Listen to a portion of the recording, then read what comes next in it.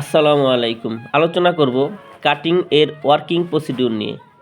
Pattern অনুযায়ী কাপড় কাটাই হলো কাটিং সেকশন এর কাজ। Plan and documentation check.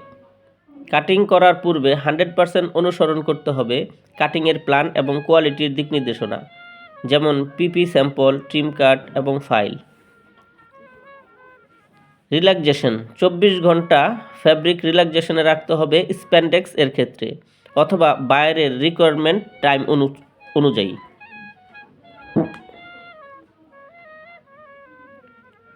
Spreading অথবা লেচেক প্যাটার্ন অনুযায়ী কাপড় কাটার প্রস্তুতিতে ফ্যাব্রিকের উপর ফ্যাব্রিক বিছানো হয় বা লে দেওয়া হয়, তখন লুজ টাইট পরিমাণ ঠিক আছে কিনা তা চেক করতে হবে।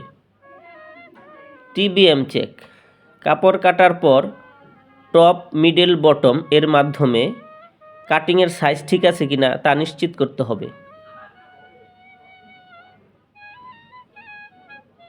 প্যানেল চেক কাপড় কাটার পর সমস্ত প্যানেল ঠিক আছে কিনা তা নিশ্চিত করতে হবে প্যানেল চেকের মাধ্যমে।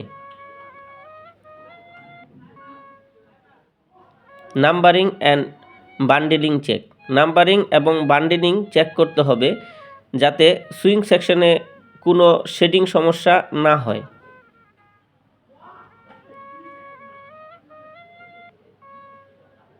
Fusing and bonding test bonding test check করতে হবে যাতে সুইং সেকশনে কোনো সেফটি সমস্যা না হয়।